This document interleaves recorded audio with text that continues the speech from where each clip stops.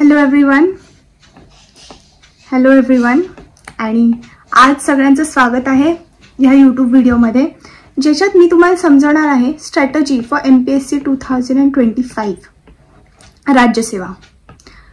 आता ह्या एक्झामच्या प्रिलिम्ससाठी जी की 28 सप्टेंबरला शेड्यूल्ड आहे, फक्त 7 महिने राहिले आहेत, ओनली 7 मंथ्स आर लेफ्ट आणि इट इज हाय टाइम की आपण सिरियसली स्ट्रॅटेजिकली ह्याच्यासाठी प्रिपरेशन सुरू करायला पाहिजे।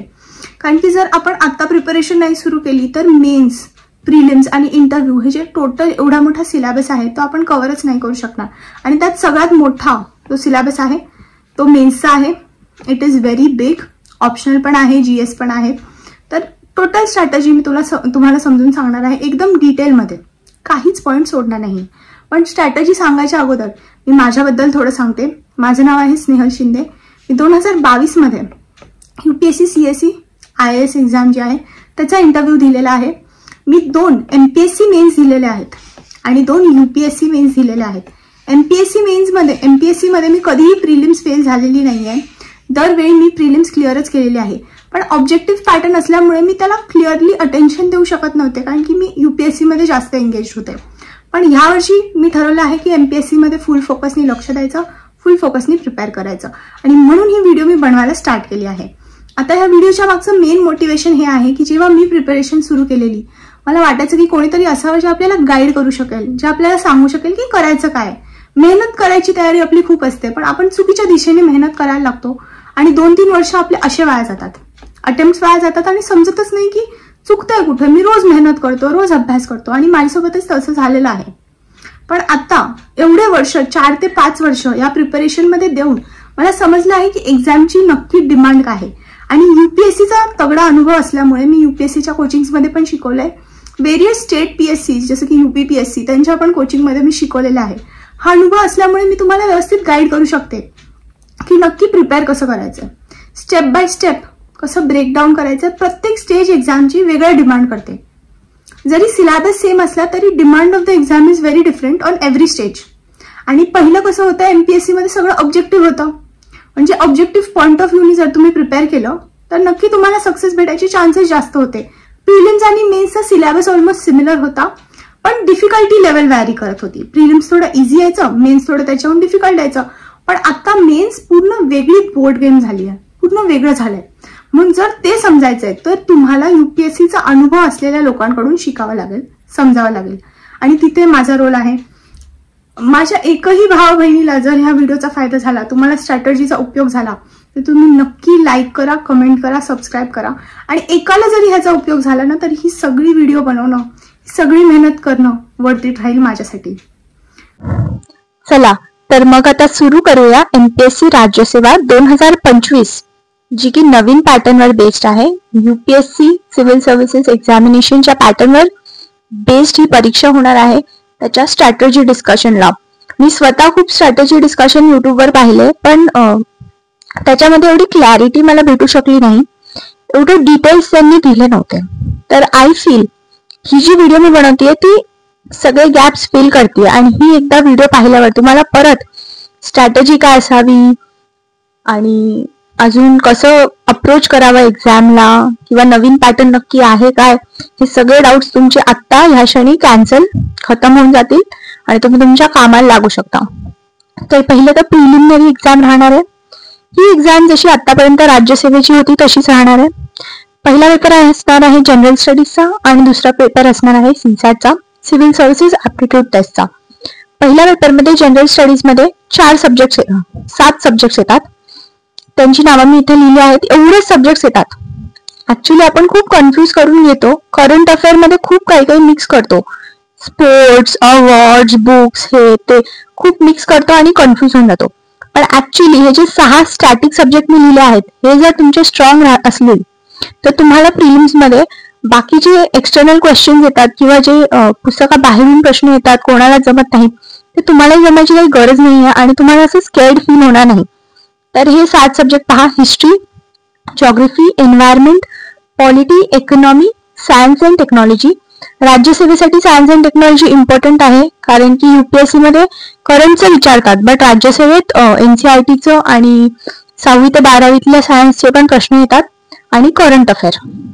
हे 7 सब्जेक्ट तुम्हाला व्यवस्थित करायचे आहेत. आणि प्रिलिम्स मध्ये तुमचा एम पाहिजे, जर तुम्ही जनरल कॅटेगरीतून आहात, 60% मार्क आणणे, हे तुमचा एम पाहिजे. जर 60% म्हणजे 200 पैकी 120 मार्क तुमचे GS1 मध्ये येत आहेत तर संपलं ना. 60% आणायचे. कधीही कट ऑफ 60%च्या वरती जाताना मी तर पाहिलं नाही एवढ्या वर्षाच्या प्रिपरेशन मध्ये.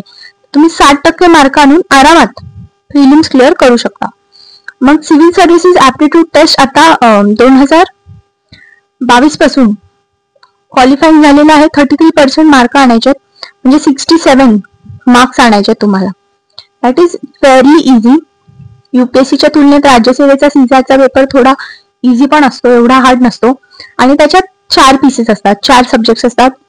रिडिंग कॉम्प्रिहेन्शन इंग्लिश मधून पण असतं, मराठीचं पण रिडिंग कॉम्प्रिहेन्शन असतं, रिझनिंग असतं, क्वांटिटेटिव्ह ऍप्टिट्यूड असतं आणि डिसिजन मेकिंग असतं. जर तुम्ही कंबाईनची पण प्रिपरेशन करताय तर सीसॅट तुम्हाला काहीच वाटणार नाही, इझिली तुम्ही सेल थ्रू होऊ शकता.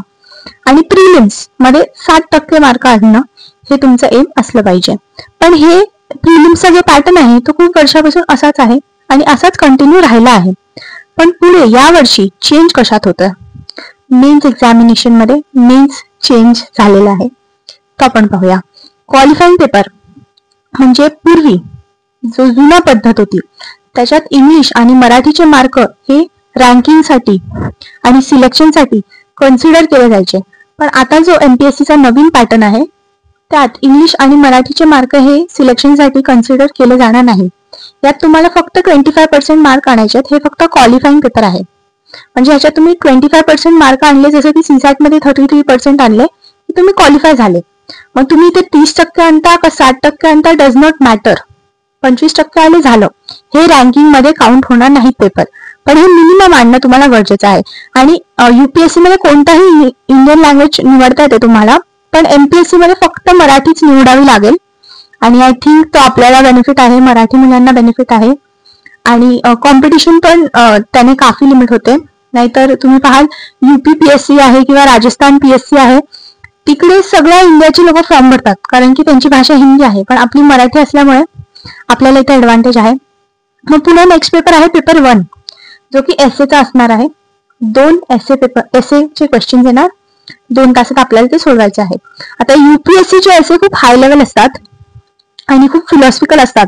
पण UPSC 2013 मध्ये जसे एसे विचारायचे, जेव्हा सिलेबस फर्स्ट टाइम UPSC साठी चेंज झालेला तेव्हा जसे एसे विचारले जायचे तसे ह्या वर्षी विचारण्याची शक्यता आहे. कारण की UPSCचा हा पॅटर्न 12 वर्षापासून चालू आहे, म्हणून त्यांनी डिफिकल्टी लेवल वाढवत नेली आहे एसेची. तर आपला आता सुरू झालाय, मग आपला एसे एवढा डिफिकल्ट येणार नाही.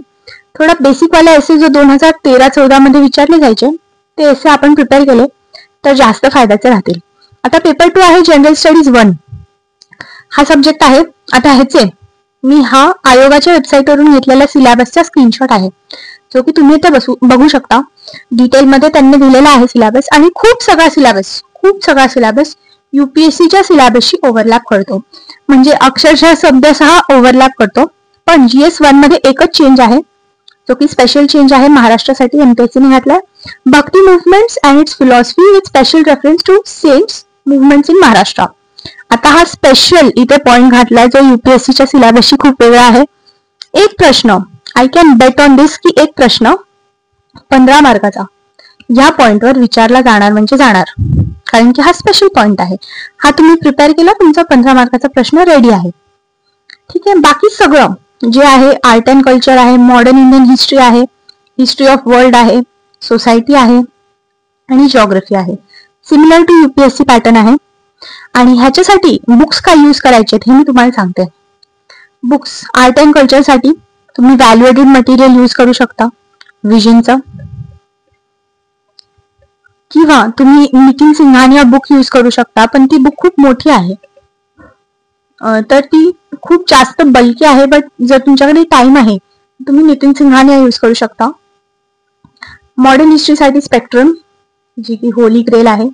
स्पेक्ट्रम MPSCचे जे विद्यार्थी आहेत ते मी पाहिले वेगवेगळे मराठी मीडियमच्या पुस्तकं पण वापरतात, तर त्यात काही प्रॉब्लेम नाही. पण एका अॅनालिटिकल अप्रोचनी त्यांना रीड करणं गरजेचं आहे. आणि ते लिहिले पण जुन्या पॅटर्न नुसार होते तर जास्त फॅक्च्युअल आहेत.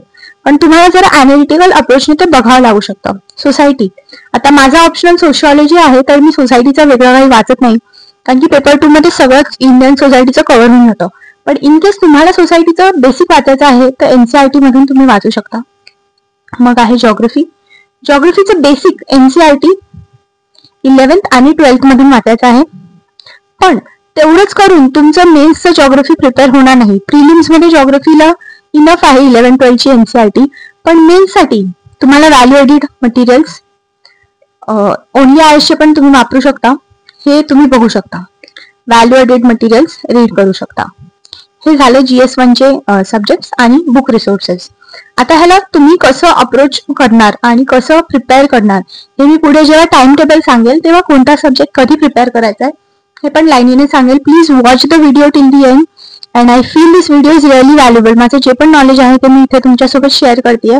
काहीच होल्डबॅक मी करत नाहीये की हे सांगू नको या किंवा ही आपली स्पेशल स्ट्रॅटेजी ही लपून ठेवा, अजिबात नाही. सगळं खोलून सांगते. आता नेक्स्ट पेपर बघूया, GS2. आता ह्यात आणि UPSCच्या सिलेबसमध्ये काहीही डिफरन्स नाहीये. Everything is identical to UPSC. अब Indian constitution, historical underpinnings, functions and responsibilities, separation of power, comparison, parliament, state legislature, executive and judiciary, local self government, representation of people act, constitutional post, bodies, policies, development process, NGOs, self-help groups, welfare schemes, social sector, health, education, human resources, poverty and hunger, governance, transparency, accountability, e-governance, application model, civil services चा role, India आणि neighborhood चे relation, arguments involving India and affecting India's interest, policies and politics of developed and developing countries, आणि important international institutions. Identical to UPSC syllabus. आता ह्याच्यासाठी तुम्ही कोणते books use करू शकता मेन्ससाठी, आणि मेन्स आणि प्रिलिम्स इंटिग्रेटेडच आहे. जर तुम्ही मेन्स व्यवस्थित प्रिपेअर केलं तर प्रिलिम्स मध्ये तुम्हाला काही प्रॉब्लेम येण्याची शक्यता खूप कमी आहे. प्रिलिम्सचे स्पेसिफिक जे ऑब्जेक्टिव्ह टॉपिक्स आहेत त्याच्यासाठी मी एक स्पेशल व्हिडिओ बनवेल जेव्हा आपण प्रिलिम्सवर फोकस करूया. आता ह्याच्यासाठी किती सब्जेक्ट्स आहेत आपल्याकडे, ह्याच्यात पॉलिटी आहे, गव्हर्नन्स आहे आणि आपल्याकडे इंटरनॅशनल रिलेशन्स आहे, IR आहे. इंटरनॅशनल रिलेशन्स तुम्ही करंट अफेअर्स मधून करायचे. करंट अफेअर्सचे कोणतेही मॅगझिन तुम्ही करू शकता. विजन IS करू शकता किंवा रावजा IS करू शकता. There good magazines. गव्हर्नन्स साठी तुम्ही लक्ष्मीकांतची रेड बुक येते. रेड लक्ष्मीकांत ब्लू सगळ्यांनी वाचली आहे, पण रेड कोणी वाचलेली नसेल. ती गव्हर्नन्सची स्पेशल बुक आहे. जुन्या पॅटर्न मध्ये जेव्हा MPSCचे मेन्स मी दिले तेव्हा पण मी ही बुक रिफर केलेली. Very good. सगळे फॅक्च्युअल डिटेल्स ह्या बुक मध्ये कव्हर केले आहे. लक्ष्मीकांत गव्हर्नन्स वाली बुक. आणि पॉलिटीसाठी तुम्ही लक्ष्मीकांत जी ब्लू वाली आहे ती रिफर करू शकता, जी पॉलिटीसाठी आहे. पण पॉलिटीसाठी PYQ आणि करंट अफेअर मोस्ट इम्पॉर्टंट आहेत, ज्याच्यातून खूप प्रश्न पॉलिटीमध्ये विचारले जातात. ओके. आता नेक्स्ट आपण पेपर बघतोय जनरल स्टडीज 3. हा पेपर सगळ्यात डायव्हर्स पेपर आहे.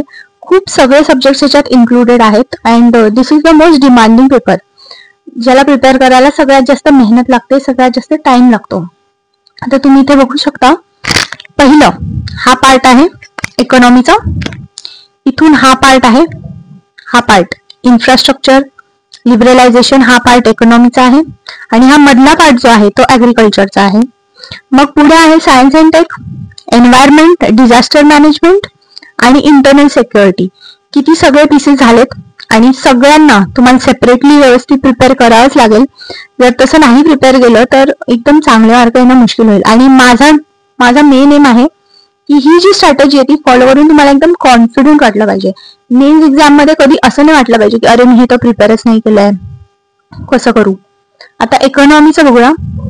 इकॉनॉमीमध्ये ह्याला प्रिपेअर करण्यासाठी पहिलं तर 11th NCERT, 12th NCERT, macro आणि 11th economic development in India. आता हे मी एक क्लास आहे UPPSCचा, तिथेही शिकवते. तिथे मी हे सगळं सांगितलं आणि बेसिक्स क्लिअर करण्यासाठी हे बुक्स परफेक्ट आहेत. मग नेक्स्ट आहे रमेश सिंग. एकदा तुमचे बेसिक्स प्रिपेअर झाले की रमेश सिंग मधून तुम्ही व्हॅल्यू एडिशन करू शकता.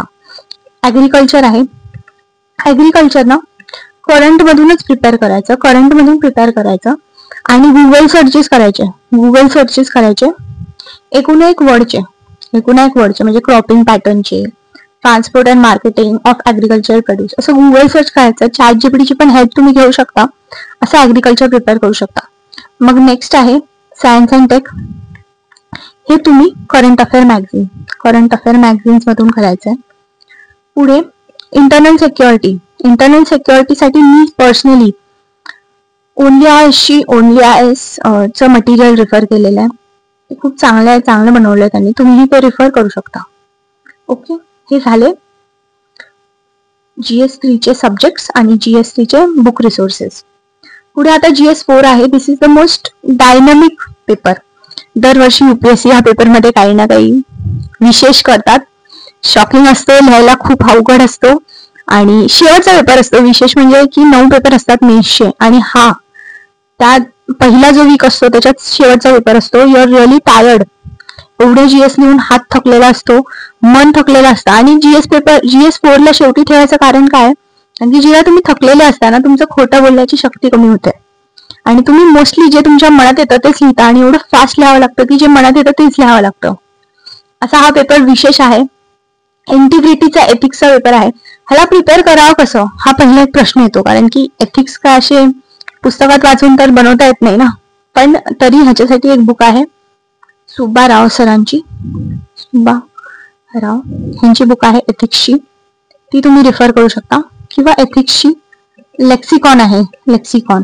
आता मला वाटतं UPSC साठी लेक्सिकॉन इज नॉट सफिशियंट, कारण की UPSCच्या सिलेबसला 12 वर्ष झाले, ते डिफिकल्ट क्वेश्चन्स विचारतात. पण आता आपला सिलेबस आत्ता चेंज झालाय म्हणून एवढी डीप मध्ये प्रश्न विचारले जाण्याचे चान्सेस कमी आहेत. म्हणून जर 2013-14 पेपरला आपण बेस मानलं आपल्या पेपरसाठी, तर लेक्सिकॉन वुड बी सफिशियंट. आणि केस स्टडीजची practice that is the main use for GS paper 4. हा खूप ऍप्लिकेशन बेस्ड पेपर आहे आणि ह्याला प्रश्न सोडवूनच तुम्हाला ह्याच्यात मास्टरी होणार आहे आणि लिहायची कला डेव्हलप होणार आहे.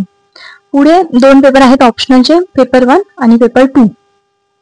आता ऑप्शनल तुम्ही काय निवडणार हे तुमच्या आवडीवर आणि तुमचं काय बॅकग्राऊंड होतं, तुमचं एज्युकेशन काय होतं, तुमच्याकडे किती टाइम बाकी आहे एक्झामसाठी. जर तुम्ही 2025 मध्ये एक्झाम देताय तर आता फक्त 7 महिने राहिलेत, प्लस 4 महिने प्रिलिम्स नंतर मेन्सला जे उरतील ते 11 महिने राहिले. तर तुम्ही एक नवीन ऑप्शनल स्टार्ट करून प्रिलिम्सच्या आधी 3 महिने ऑप्शनलला देऊ शकता आणि प्रिलिम्स नंतर 4 महिने अर्धा प्रिपेअर करू शकता आणि तरीही संपू शकता ऑप्शनल. सो ऑप्शनल तुम्ही तुमच्या चॉईसनी चूज करायचं आहे. PSIR, सोशिओलॉजी, अँथ्रो हे काही व्हेरी वेल नोन ऑप्शनल आहेत. UPSC मध्ये खूप लोक घेतात. माझा स्वतःचा ऑप्शनल सोशिओलॉजी आहे आणि पर्सनली मी सिव्हिल इंजिनिअरिंग केलेलं आहे AICSMS कॉलेज ऑफ इंजिनिअरिंग पुण्यामधून.